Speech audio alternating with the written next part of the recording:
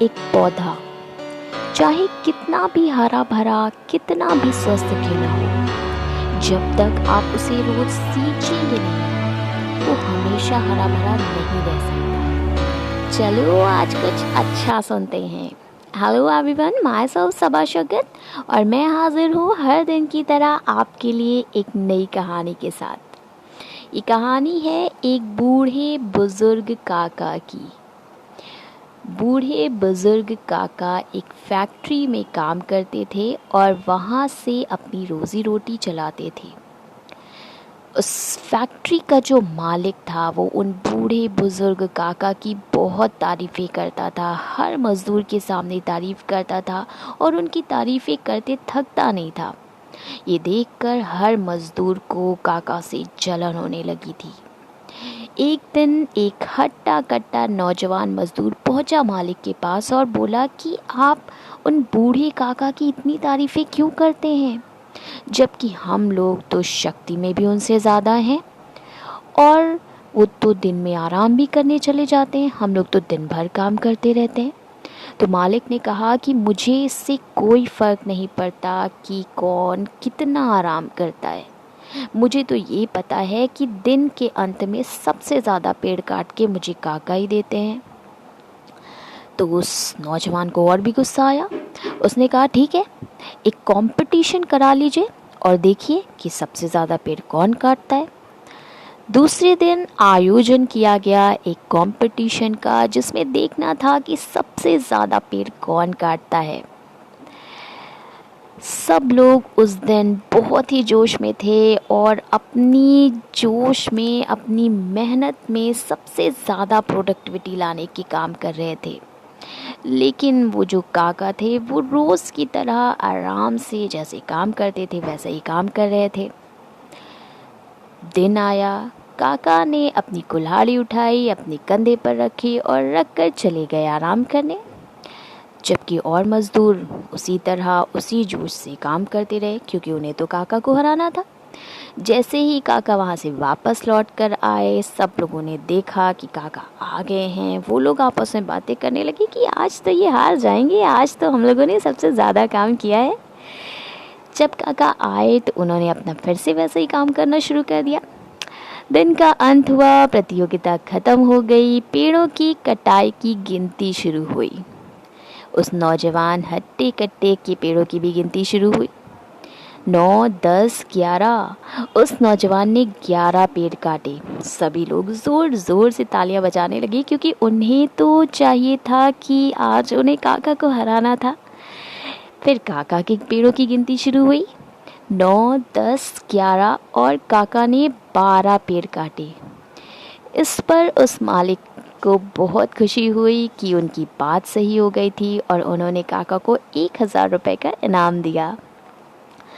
उसके बाद वो जो हट्टा कट्टा नौजवान था वो फिर से काका के पास गया और उसने कहा कि काका, मैं अपनी हार मानता हूँ, लेकिन आज मुझे इसका रहस्य बता दो कि आप तो मुझसे हट्टे कट्टे भी नहीं हो, बुज़ुर्ग हो, फिर इतनी मेहनत आप कैसे कर लेते हो और मालिक हमेशा आपसे खुश क्यों रहता है।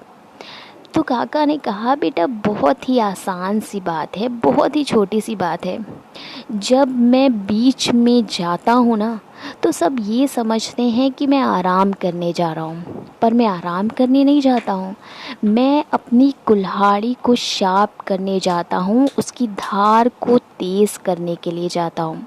और जब मैं वापस आता हूँ तो तुम लोग उसी पुराने ढर्रे से काम कर रहे होते हो, जबकि मैं एक नए जोश के साथ आता हूँ और मेरी कुल्हाड़ी में एक नई धार होती है। तो हम सबकी जो स्किल्स हैं या हम जिस भी फील्ड में काम करते हैं तो वो हमारी कुल्हाड़ी है और उस कुल्हाड़ी को हमको तेज़ करना होता है और हमें उसे तेज़ करके अपना पेड़ काटना है, यानी कि हमें अपना काम करना है। भले ही हम अपने ज़माने में अपने काम में कितनी ही निपुण क्यों ना रहे हों, पर अपनी स्किल्स को एनहांस करना हमारा रेगुलर काम होना चाहिए। तभी आप लगातार नंबर 1 की पोजीशन पर सरवाइव कर पाएंगे। अगर मैं डॉक्टर्स की बात करूं तो बहुत पुराने ज़माने में जो डॉक्टर्स थे, आज नई नई टेक्नोलॉजीज़ आ रही हैं, नए नए रिसर्च आ रहे हैं, तो अगर वो अपनी स्किल्स को डेवलप नहीं करते रहेंगे, अगर वो आगे पढ़ाई नहीं करते रहेंगे, रिसर्च को नहीं जानते रहेंगे, तो वो आगे आने वाले डॉक्टर से कैसे कॉम्पिटिट कर पाएंगे। जो कॉलेजेस पुराने ज़माने पर नंबर 1 के कॉलेजेस पर थे, नंबर 1 की टॉप पोजीशन पर थे, आज अगर वो नई आने वाली टेक्नोलॉजीज़, जो नए नए स्किल्स आ रहे हैं, अगर उन्हें डेवलप नहीं करेंगे तो आने वाले जो आजकल के कॉलेजेस हैं उनसे कैसे कॉम्पिटिट कर पाएंगे। यही बात हमारे ब्यूटिशियंस की है। ब्यूटिशियंस के ब्यूटी कोर्सेज़, नए नए कोर्सेज़ होते हैं। यही रीज़न है कि लोग उनकी तरफ ज़्यादा अट्रैक्ट होते हैं, क्योंकि नई नई चीज़ें आने लगती हैं, उनकी स्किल्स बढ़ने लगती हैं।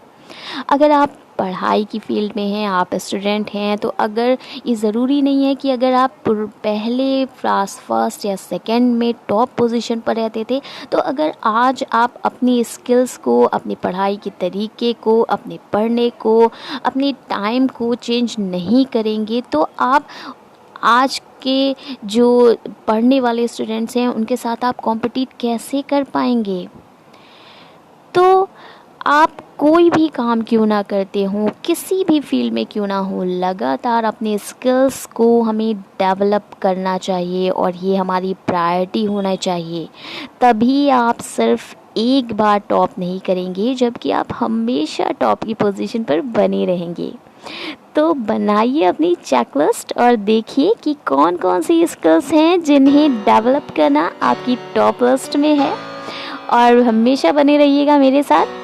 याद रखिएगा, कर दिखाओ कुछ ऐसा कि दुनिया बनना चाहे आपके जैसा। फिर मिलूंगी आपसे एक नई कहानी के साथ। Thank you so much.